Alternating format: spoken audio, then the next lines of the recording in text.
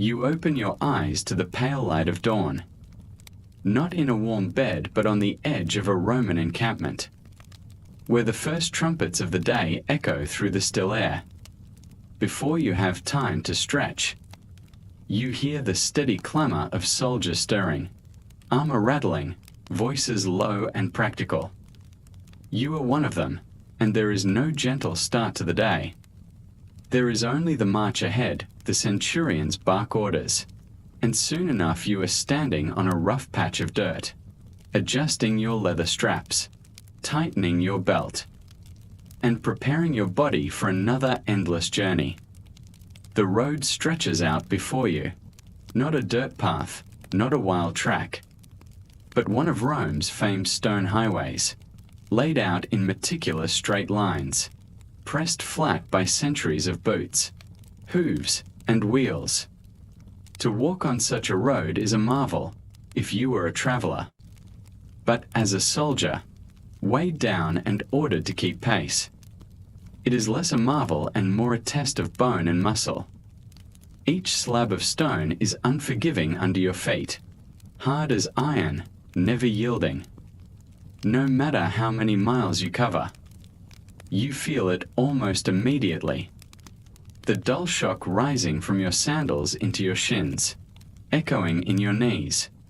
Around you, the column is forming, lines upon lines of men, shields slung over their backs, spears or pila held upright, armor glinting dully in the early sun. The noise is tremendous, iron against iron, leather creaking. The murmur of hundreds of voices blending into one. You are pressed into the mass, caught in its rhythm. And already the sense of individuality dissolves. You are not you anymore. You are part of the legion.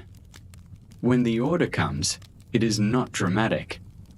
A sharp command, a raised hand, a signal, and then, like a great beast awakening, the column begins to move forward. Your caligae, the open-toed leather sandals, laced up your calves, make their first slap against the stones, and the sound multiplies 1,000 times over. The ground seems to tremble with the synchronized steps of the army. You feel the weight immediately. On your back hangs not just a soldier's gear, but the instruments of survival. A wooden frame strapped across your shoulders carries your bedroll, cooking pot, spare clothing, a shovel for digging camp, and rations enough to last days. Alongside it hangs your shield, your sword, and your javelin altogether. It drags against your body like a second person trying to pull you backward. The first mile is bearable. The second begins to sting by the third. The straps bite into your shoulders, and you wonder if your skin will ever toughen enough to stop the pain. The sun is climbing now, and with it, the heat radiates off the pale stone road. Already the man beside you is sweating, a line of salt forming along the edge of his helmet strap. The road itself seems endless, stretching straight through fields and distant hills, the kind of straightness that is discouraging rather than helpful. There are no curves, no surprises, no sense of progress, just an infinite line that reminds you of how far you still have to go. As you march, you notice the world outside the column. Farmers stand at the edges of their fields, pausing in their work to watch the legion pass by. Some lean on their tools, their eyes narrowed. Children stare with curiosity, running alongside for a few moments until their mothers call them back. Dogs bark at the edges of the road, tails raised, then retreat when they hear the clatter of armor. To them, perhaps, this is a spectacle. To you, it is only the beginning of another grueling day. The pace is strict. No soldier is allowed to wander, no one permitted to fall out of line. The centurion stalks up and down the ranks, his vine staff in hand, his eyes searching for signs of weakness. You keep your head forward, your eyes on the back of the man ahead, forcing your legs to match the cadence. One step, then another. The rhythm becomes hypnotic. Before long, the sensation of marching is all you know. You begin to notice the road more closely. The stones are uneven, some cracked, some missing, with weeds sprouting between them. Your sandal catches now and then, sending a jolt of pain through your already sore feet. The sun climbs higher. Shadows shorten. A bead of sweat runs into your eye, and you blink furiously, not daring to wipe it away for fear of breaking formation.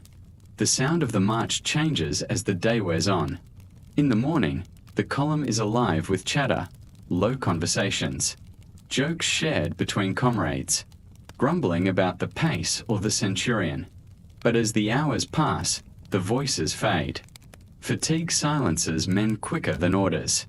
By midday, the only sound is the relentless slap of sandals on stone and the creak of leather straps. The silence feels heavier than the packs themselves.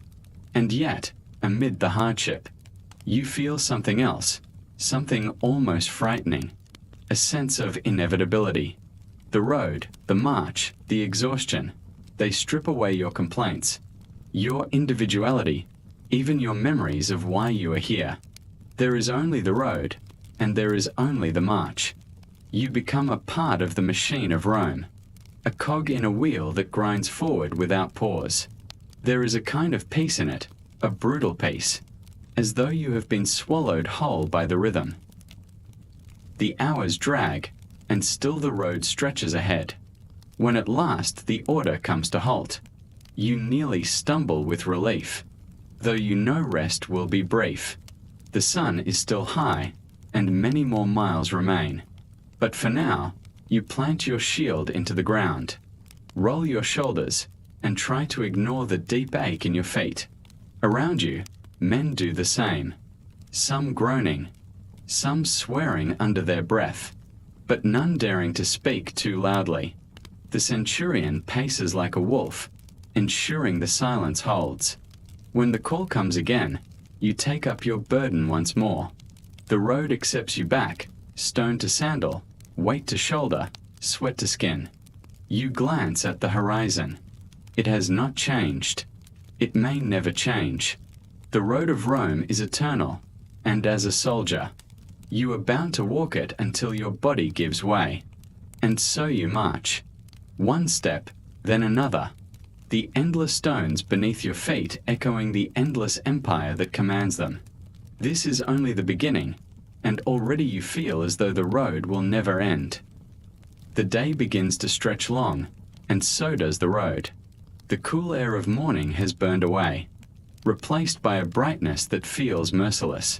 The Roman sun is not kind to soldiers. It does not soften itself for armor, nor give shade to the weary. It rises steadily and hammers down without pause, turning your iron helmet into a small oven on your head. Every breath you take tastes of dry heat and dust. The sweat begins to trickle early. It gathers at your temples, slides down your cheeks, and soaks into the collar of your tunic. The cloth clings uncomfortably to your back where the pack presses, and before long, the smell of hundreds of men sweating in unison rises like a fog. There is no escape from it. You are a part of it, immersed in it, as though the march itself has turned you into another moving furnace among many. The sun finds ways to punish every exposed part of you. The open tops of your sandals, called caligae, leave your toes vulnerable to dust, grit, and glare. By midday, the skin feels raw, rubbed by straps stiff with sweat and dirt. Each step grinds small stones beneath your soles. The hard road no longer feels flat and predictable but jagged, hostile. The sky above offers no cloud, no relief, just an endless dome of heat. You are not alone in your discomfort. The man to your left adjusts his pack every few minutes, trying to shift the pain from one shoulder to the other. The man behind you breathes heavily, each exhale a sigh of frustration. Some soldiers mutter curses under their breath, though they do so quietly, for the centurion's ears are sharp, and his temper sharper. Complaints, after all, solve nothing. The road stretches on, the sun does not dim, and the column must move forward.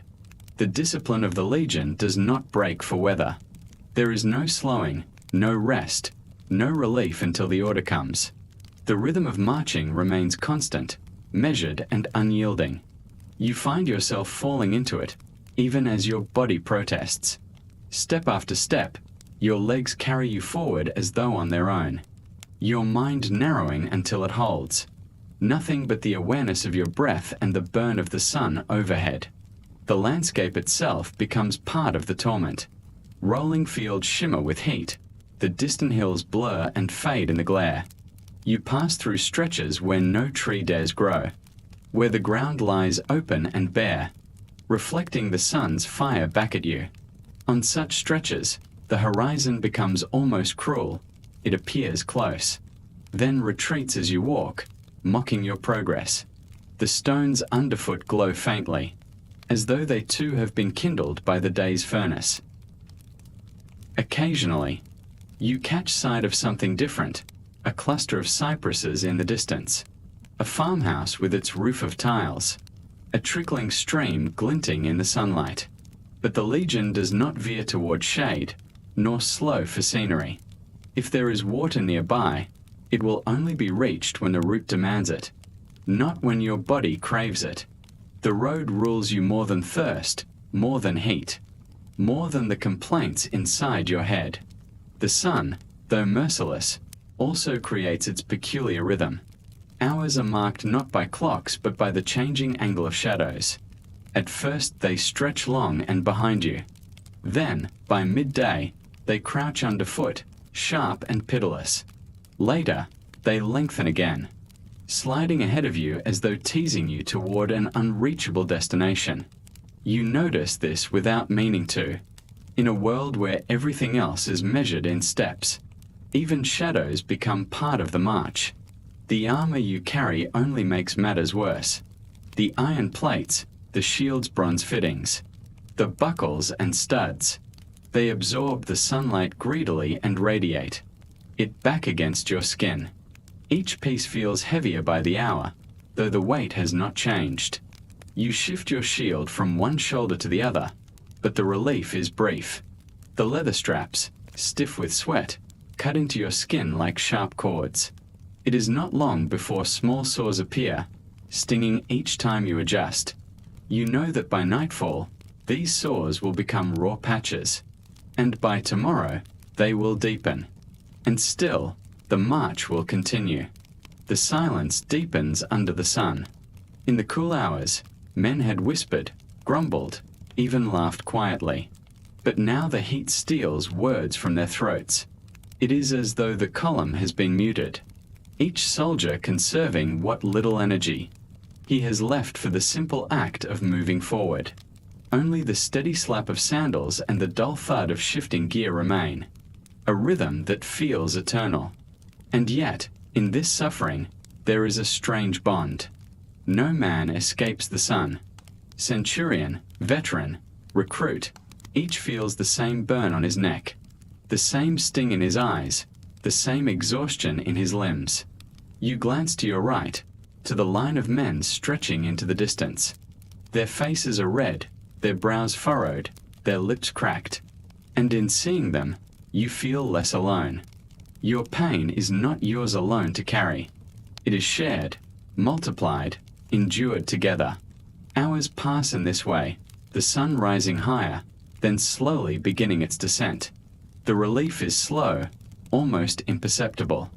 A shift in the light, a slight cooling of the breeze. You feel it only when you realize your shadow has begun to stretch again. Evening is still far, but the worst has passed. The sun's cruelty lessens, though the weariness it has left behind lingers deep in your bones. When the signal to halt finally comes, it feels almost unreal. The sound breaks the monotony so suddenly that you nearly forget how to stop. Your legs keep moving a moment longer, as though they no longer belong to you. Then you plant your feet, drag in a deep breath, and savor the rare moment of stillness. Around you, men lower their packs with groans of relief. their bodies bent with exhaustion. Some sit immediately on the roadside, too tired to care about dust or stones. Others lean heavily on their shields, eyes closed, savoring the thin shade cast by the metal rim. But the pause is short. It always is. The Legion cannot afford indulgence. Soon enough, the call comes again. You shoulder your burden, adjust your straps, and rejoin the rhythm. The sun may be past its peak, but the road is far from ended. And so you march on, your body aching, your thoughts dulled, your spirit tempered by the knowledge that the sun's cruelty is only one of many trials waiting on the endless Roman road. The sun is heavy, yes, but what weighs on you most is not the heat, it is the pack on your back. The Romans even have a name for you and your comrades, Muli Mariani, Marius's mules. A half-joke, a half-truth. For you are not only soldiers, but beasts of burden, carrying on your shoulders nearly everything needed to keep an army alive and moving. The moment you strap the pack across your shoulders in the morning, it feels like another man has climbed on your back. The straps cut deep into your tunic, digging across your collarbones. The weight presses down relentlessly, settling into your hips, your knees, your ankles. After only a few steps, you begin to feel it. After a few miles, it feels as though you have carried it for a lifetime. Inside the pack, every item is essential, though none of it feels forgiving. A cloak, rolled tight and lashed to the top.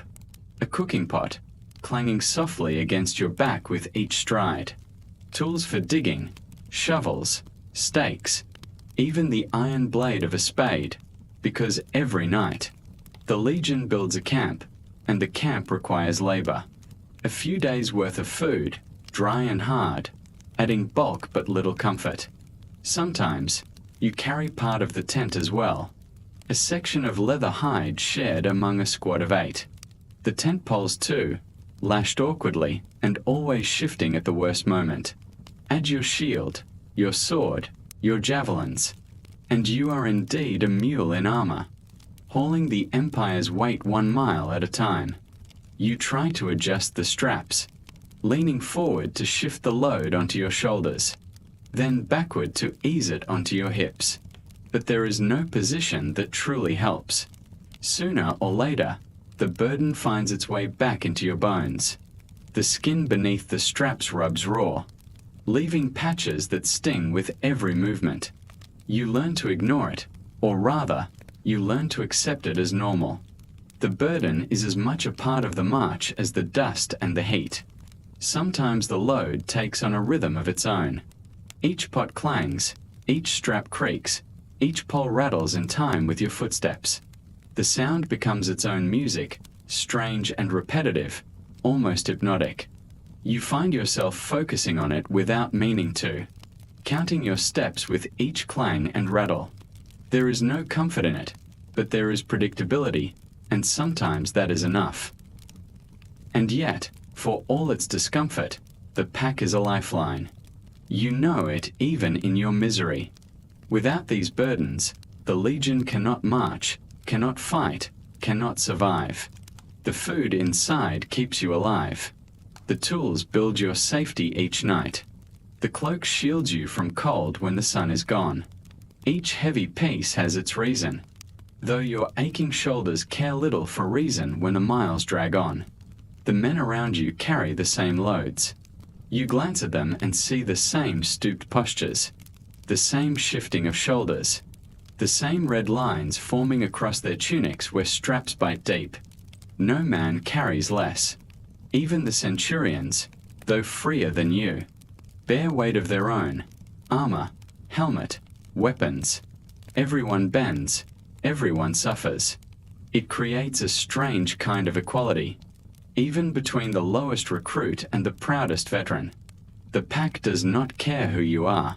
As the hours wear on, you begin to feel the burden not just in your muscles but in your thoughts.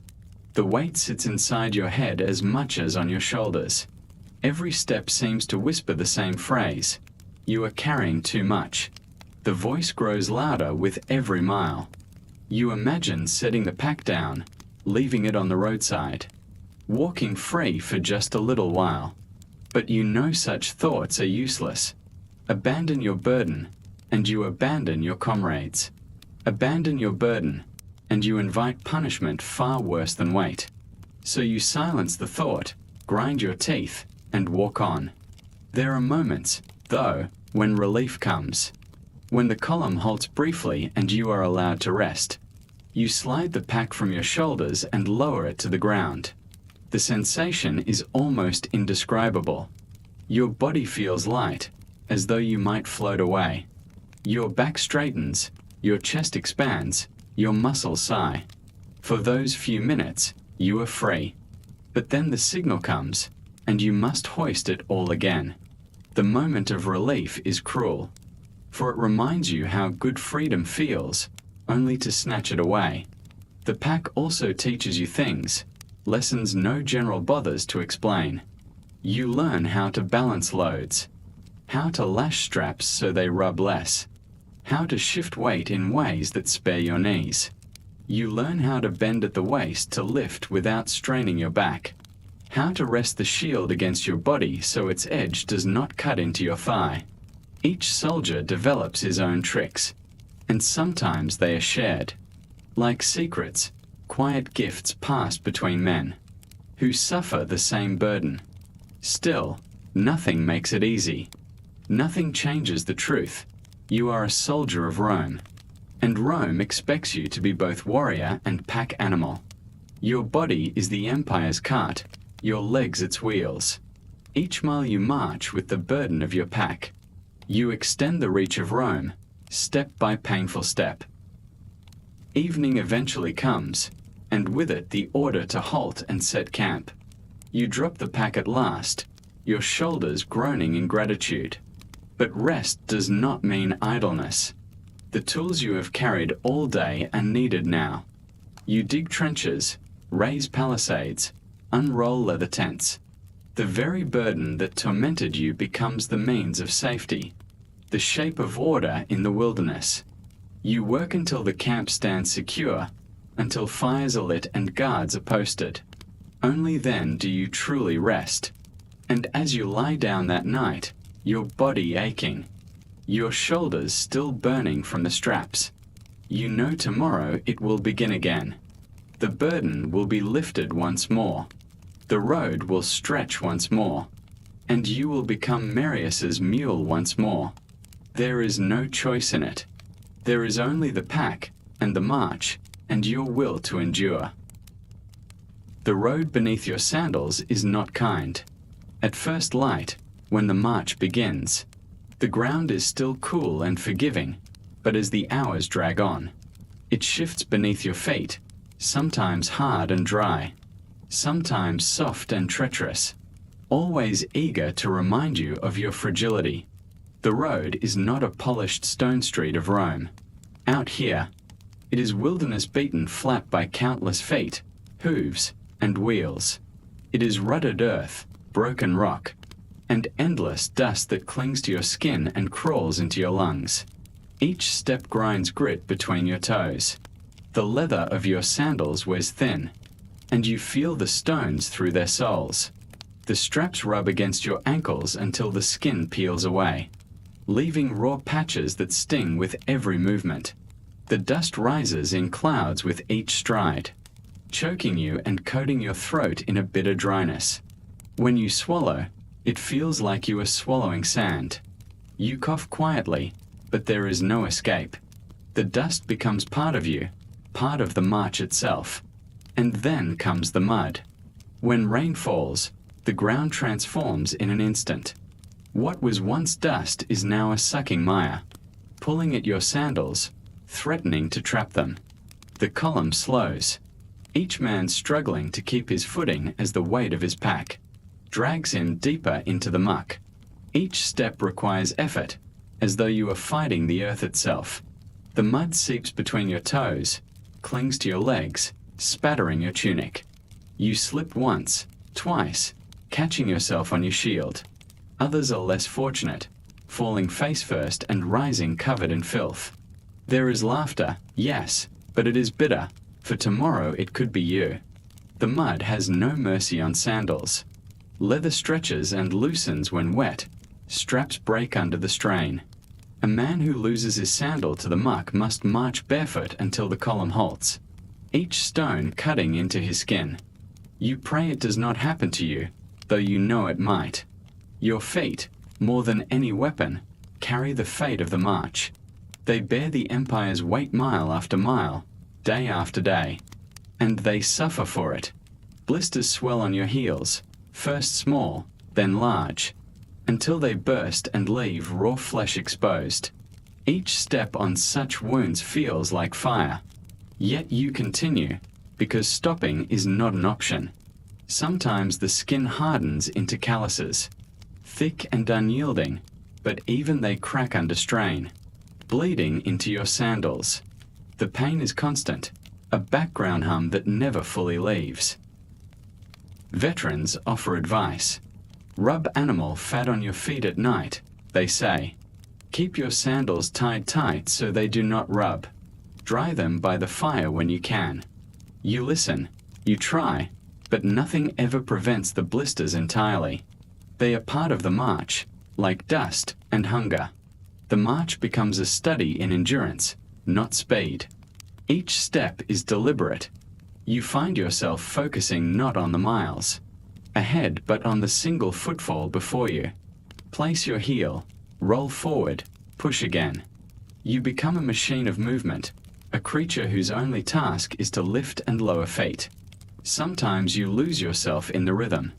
It carries you forward, step by step, as though you are no longer marching but being marched by some unseen force. The road is endless. Even when you crest a hill and expect to see the day's end, you are greeted only with more miles stretching into the horizon. You feel small against it, just one man among thousands, each reduced to the same dust, the same blisters, the same weary silence. The empire is vast, and you, with your aching feet, are how it conquers distance. At times, the suffering sharpens your senses. You notice details you would otherwise ignore, the way dust clings to eyelashes, the way mud smells richer than dry earth, the way blisters throb in rhythm with your heartbeat. Pain magnifies everything. You become acutely aware of your own body, every tendon and muscle, every scrape and cut. And yet, there is something strangely calming in the predictability of it. You know that dust will rise, that mud will cling, that blisters will form. There are no surprises, no betrayals. The road is cruel, but it is honest. It gives exactly what it promises, miles and misery, and in a strange way. That certainty is a comfort. By midday, the sun burns overhead, and the dust feels hotter, the mud stickier. Your throat aches with thirst, and sweat drips into your sandals, making them slick. You wonder if your blisters will soften and burst from the moisture, if the salt of your sweat will sting them worse. You wonder, but you do not stop. The legion does not stop until the order comes. When at last a halt is called, you drop your pack and collapse onto the ground. You unlace your sandals and peel them from your feet. The sight is always the same: red, raw flesh, blisters raised like small mountains, calluses cracked and bleeding. You run your fingers across them, feeling both disgust and pride. These feet, ruined though they are, have carried you another day. Sometimes a comrade offers to share oil or fat to rub into the skin. Sometimes you share your own. The ritual is quiet, almost sacred. Each man tending his feet, knowing that they are his most valuable weapon. A sword can be lost, a shield broken, but without feet. You cannot march, and without marching, the legion is nothing. Night falls, and you lie down, your feet throbbing even as you try to rest. You dream of smooth roads, of soft grass, of walking barefoot without pain. But morning will come, and with it the road once more. Dust or mud, it makes no difference. Your feet will meet them again, blistered or not, and you will march until ordered otherwise. This is the truth of the soldier's life. Battles may be glorious, victories may be sung, but the real war is fought on the road, in the dust, in the mud, in the endless war between flesh and ground. And each day you endure it, each blister you survive, is another silent triumph. Not celebrated, not remembered, but real all the same. Your stomach is the first to betray you. It rumbles low, almost shy at first, but soon it growls louder, as if trying to remind you that no matter how disciplined your mind is, your body remains fragile. The march has been long, the road unkind, and now hunger sets its hooks in you. The rations you carry are meager. A pouch of hardtack, those rock-hard biscuits that could outlast a siege. A bit of salted pork, tough as leather and salty enough to parch your throat. Sometimes a handful of dried fruit, if fortune has smiled on your century. More often, nothing at all. The grain ration, once baked into bread, might already be gone, eaten too early or spoiled in the damp. Hunger is not an enemy that strikes once. It gnaws slowly, unrelenting, mile after mile. You chew on a piece of hardtack at midday, but it is not food in the way you remember food. It is a challenge. Your teeth grind against its stone-like surface, your jaw aching as you try to break it down. You soak it in water from your skin bag, but the water is warm, almost sour, and the biscuit softens only slightly. Still, you force it down, because it is all you have. Each bite scratches at your throat, leaving you thirstier than before. The pork you save for later, knowing its salt will demand more water than you can spare. Rations must be stretched, because the road offers no certainty. Sometimes supply trains are delayed, sometimes the land. You march through yields nothing but barren fields and suspicious eyes. You learn to eat less, to let the hunger linger rather than risk having nothing at all tomorrow. Hunger becomes a constant companion, an ache that never leaves. As the day drags on, you notice how hunger alters everything. The march grows heavier, your legs slower, each step harder than the last. The pack on your shoulders feels twice as heavy, though you know it is the same weight as yesterday. Even your thoughts become sluggish. You find yourself staring at the ground, hypnotized by the rhythm of feet ahead of you, the crunch of sandals on dust, the slap of mud when it rains.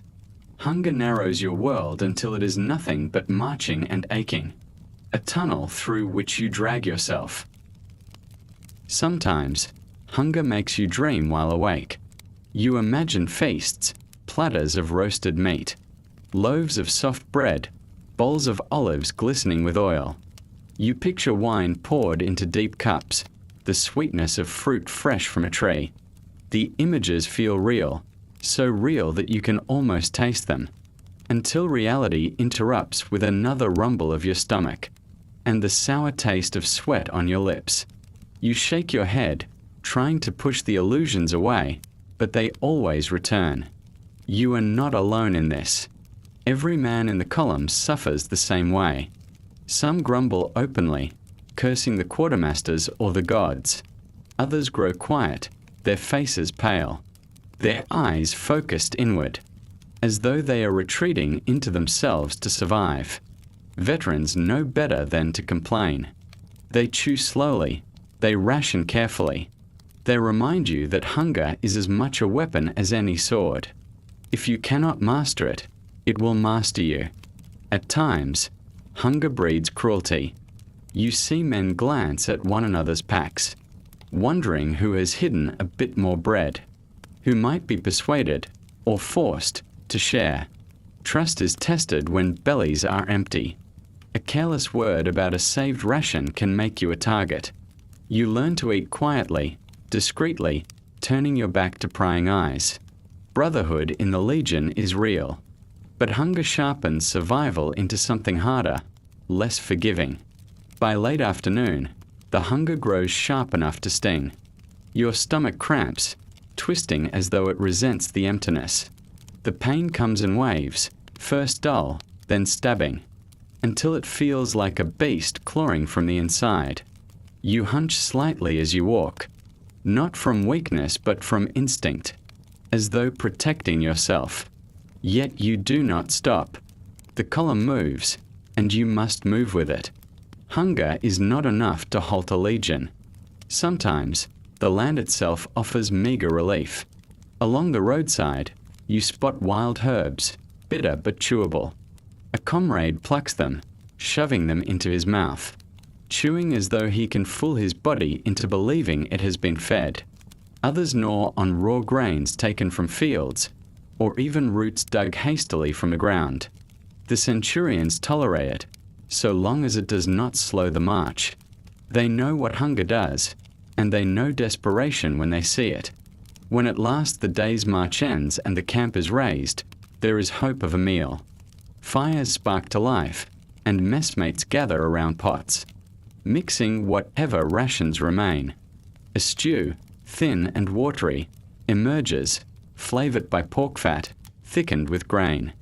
It is not much, but it is warm, and warmth alone feels like luxury.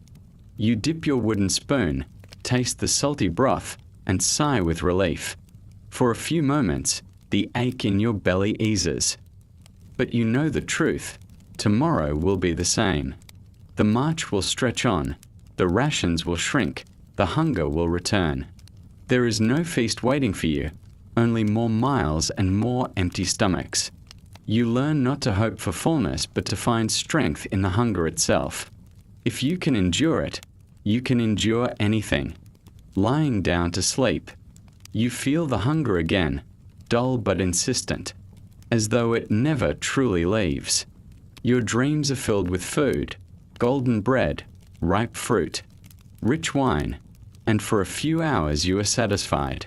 But dawn will break, and you will rise, pack your burden, and march once more with the hunger still inside you. This is the soldier's way, endless miles, empty stomachs, and the will to keep moving despite them. The legion is not fed by comfort, but by discipline, by the refusal to give in. Hunger is not an enemy you defeat. It is an enemy you carry, mile after mile, until you no longer notice the weight.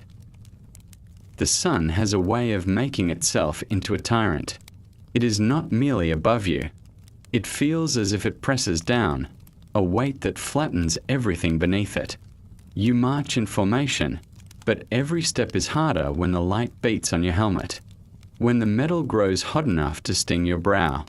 You feel it in your shoulders, in your back, in the very marrow of your bones.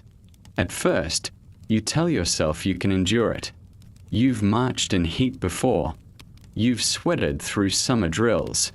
You know what it means to be uncomfortable. But this is different. The sun today is merciless, and the thirst begins sooner than you expect. Your throat dries as if stuffed with wool. The simple act of swallowing feels rough, painful, like dragging sandpaper down your gullet. The water skin at your side grows lighter with every sip. Yet every sip is weaker, warmer, less satisfying. The water inside is no longer cool. It's hot, nearly boiling after hours of sun exposure. It scalds your tongue rather than soothes it, but you drink anyway, because you must. You try to ration what little you have, but thirst does not understand reason. You promise yourself you'll only take a mouthful every hour. Yet before long you're tipping the skin upward again, letting the bitter, lukewarm water slide down, desperate for even a hint of relief. You know you are wasting it, but thirst is louder than discipline. Around you, the column staggers. Some men walk with tongues peeking between cracked lips. Others loosen their belts as their bodies bloat with heat, their steps faltering. Sweat streams down faces, dripping from noses and chins, soaking tunics until they cling like wet rags. But as the hours stretch, even sweat begins to vanish. The body runs dry. You feel it in yourself, the stickiness fading, your skin turning hot and tight. A dangerous sign. The road blurs. Heat shimmers above it, twisting the air into wavering shapes. At times, you think you see water ahead, a shining pool glimmering across the stones. Your heart leaps, your pace quickens, but then it vanishes. Nothing more than a mirage born of sun and desperation. The disappointment is worse than the thirst itself. You shake your head, mutter a curse, and force your eyes back to the ground. But the illusions always return. Your tongue swells, sticking to the roof of your mouth. When you speak, your words rasp, scratchy and broken. Conversations die away along the line, replaced by the soft shuffle of sandals and the occasional groan.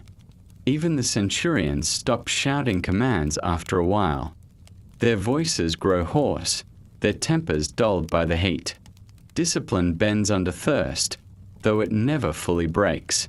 Sometimes, you envy the mules. They plod beside the baggage carts, eyes dull. But at least they drink when the chance arises. Their tongues loll, their flanks foam with sweat.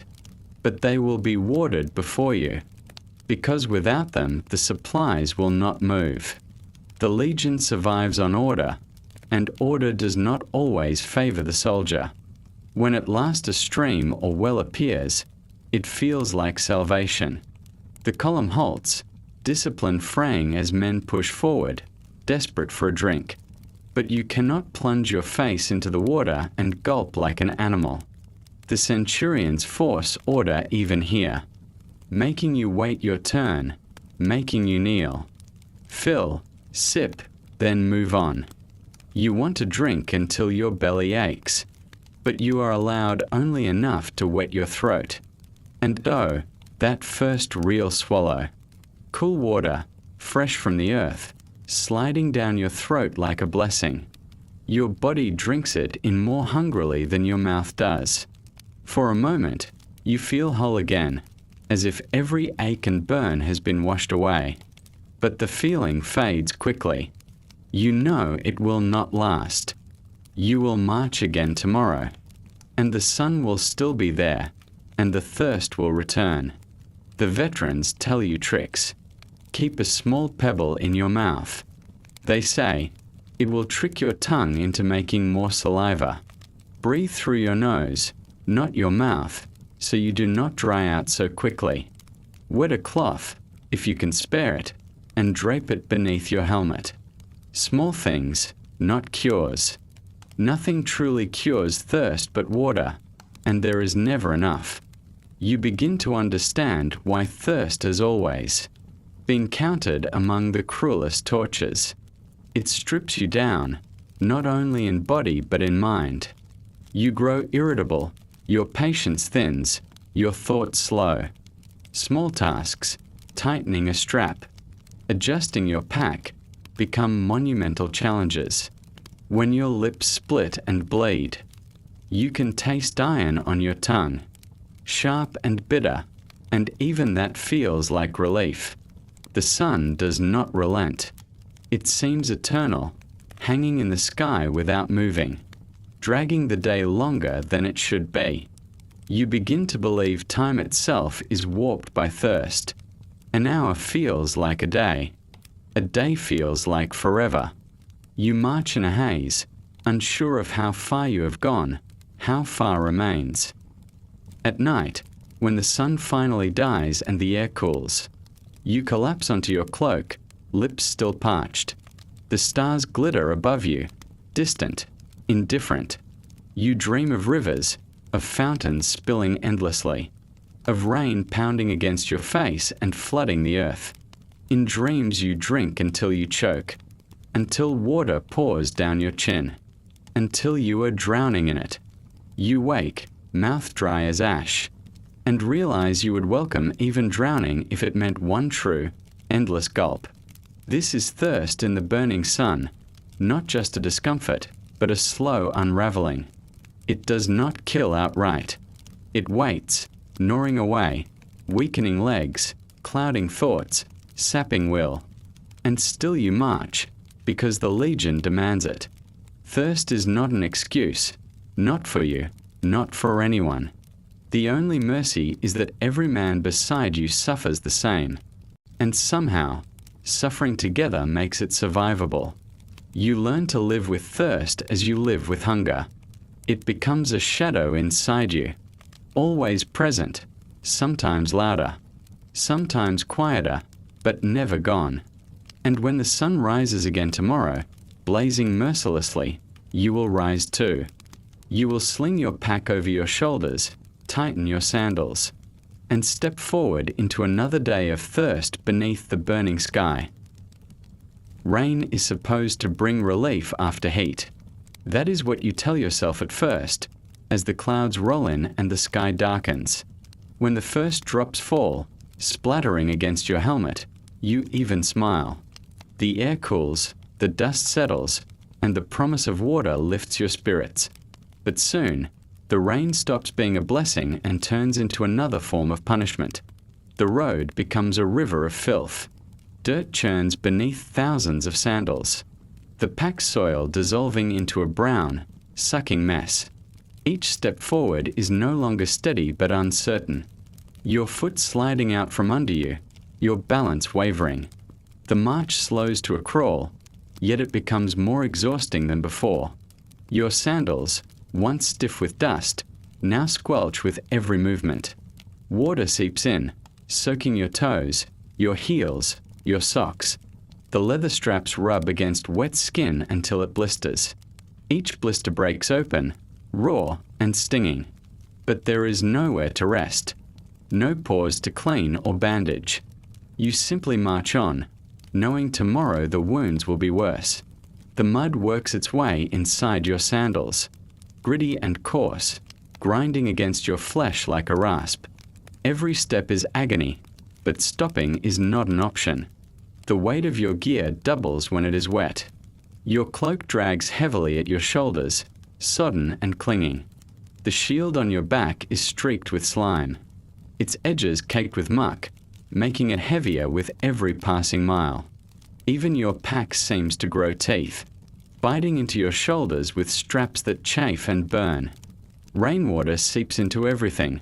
Your bread turns to paste. Your spare tunic grows moldy before you ever get a chance to dry it. The army moves on, a great beast wallowing through mire, leaving a churned scar across the land. The sound of the march changes too. No longer the steady rhythm of sandals striking hard earth, but a chorus of slurps, splashes, and curses. The mud sucks greedily at your feet, trying to pull the sandals right off. Sometimes it succeeds, and you see a comrade stumble, hopping on one leg as he tries to wrest his footwear free. The column does not stop for him. No one stops. If he cannot free it fast enough, he marches barefoot until the next halt, his soles torn to ribbons. The rain soaks into your very bones. It chills you at first, then numbs you. You shiver despite the exertion, teeth chattering, your body trembling with the effort to keep moving. The mud clings to your calves, your knees, even splashes up into your cloak. It stains everything, a constant reminder of the road's cruelty. You cannot escape it. Sit down for even a moment, and the muck claims you, sucking at your legs, gluing you in place. Sleep becomes a new torment. When the order comes to make camp, the ground is nothing but swamp. You lay your cloak over the wet earth, but it soaks through in minutes. You try to shift, to find a dry patch, but there are none. The mud is everywhere. It seeps into your hair, your ears, your nostrils. You wake in the middle of the night shivering, your body stiff, your joints aching, your dreams filled with endless sinking. The older soldiers mutter that mud is worse than hunger, worse than thirst. You begin to believe them. Hunger gnaws, thirst burns, but mud robs you of every ounce of strength. It drags you backward even as you struggle forward. It makes the shortest mile feel endless. It turns order into chaos. Centurions bellow to keep ranks tight, but lines stretch and twist as men stumble, fall, and scramble back into place. The cohesion of the legion, so precise on dry ground, dissolves in the swamp. You think of battles, of how soldiers are meant to fight like iron machines, shields locked, lines unbroken. But in the mud, you wonder how anyone could even lift a sword, let alone fight. Your arms feel like lead from holding your gear, your legs like tree trunks rooted in muck. Perhaps that is why commanders so often time their wars for summer, because no army can fight the mud. The land itself becomes the enemy. There are moments when the absurdity almost makes you laugh. You catch the eye of another soldier, his face streaked with brown, his tunic plastered to his body, his sandals long lost to the sludge. For an instant, you grin at one another, sharing the misery like a joke. Then the moment passes, replaced by silence and exhaustion. But sometimes that fleeting humor is the only thing that keeps you upright. Marching in mud is not just physical suffering. It is mental erosion. Each step feels pointless. The horizon never grows closer. You begin to question why you are here at all. Not here on this road, but here in this life. Why you joined. Why you endure. Why you obey. The mud whispers doubts with every slurp and squelch. It drags at the mind as surely as at the body. You wonder how long before you sink completely, vanish into the earth, and are forgotten. And yet, somehow, you keep moving. Everyone does. That is the secret of the Legion. Misery is shared, and in sharing it, you find a strange endurance. Alone, you would falter. Alone, you would sink and never rise again. But together, shouting, cursing, laughing, groaning, you march. The mud does not win. Not today. When the rain finally ends and the ground begins to dry, it feels like waking from a nightmare. The road hardens again, sandals strike steady rhythms. And though you still limp from blisters, you are grateful for the solid earth. You have survived another trial, though the memory of the mud lingers. You know it will return, sooner or later, and you will face it again. Because that is the soldier's life, not glory, not triumph, but endless battles against thirst, against hunger, against mud. And still you march, because there is no other choice.